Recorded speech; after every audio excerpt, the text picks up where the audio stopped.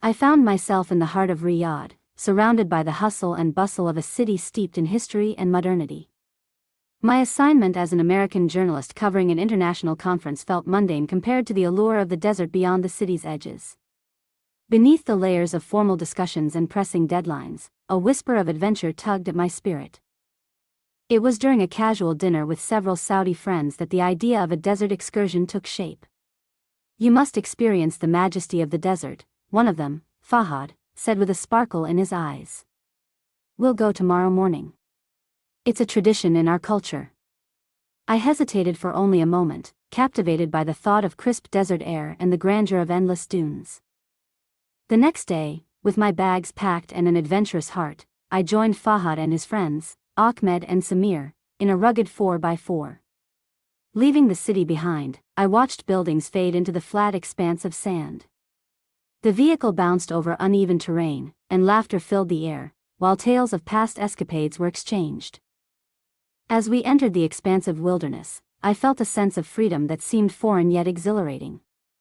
The shifting dunes, like waves in a golden sea, stretched endlessly into the horizon. We stopped occasionally to take photographs, capturing moments of unspoiled beauty.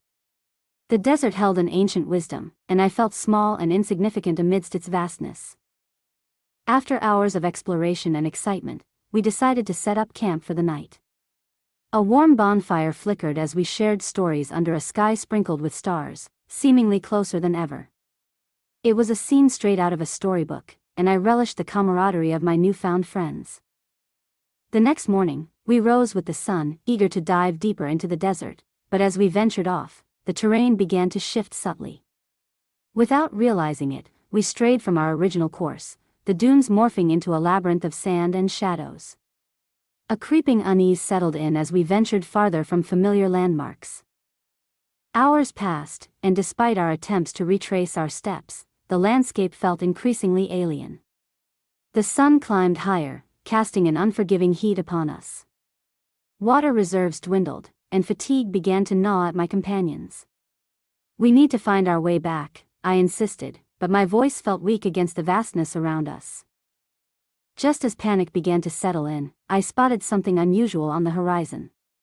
It was an ethereal figure, draped in flowing robes, a sharp contrast against the sand. My heart raced. Was it a mirage? No, this space, haunted by countless tales of the past, was not done with us.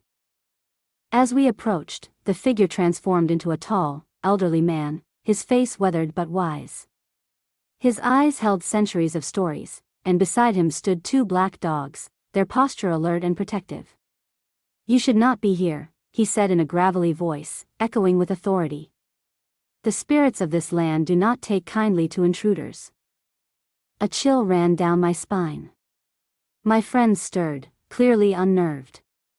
"Who are you?"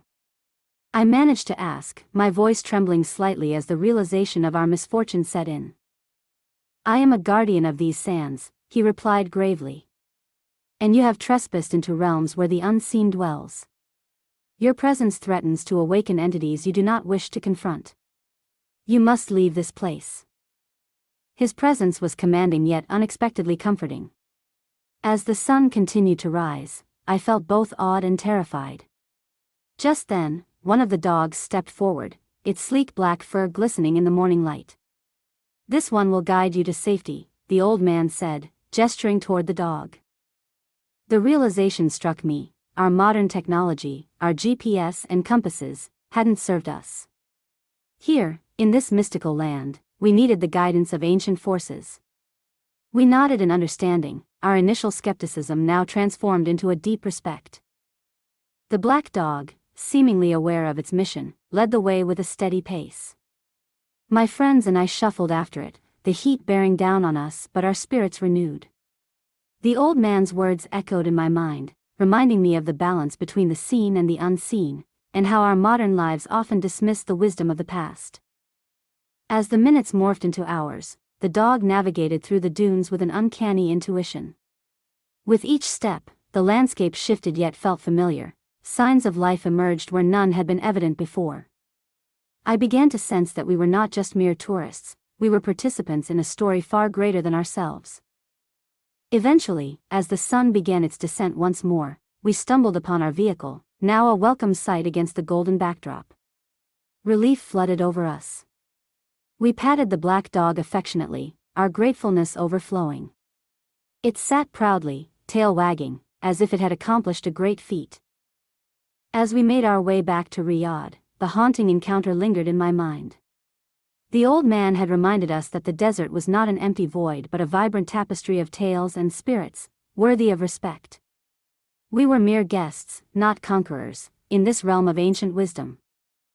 The experience left an indelible mark on my spirit, and as a journalist, it opened my eyes to the narratives that go beyond headlines. It was a reminder that while we seek to tell stories, sometimes we are called to become part of them.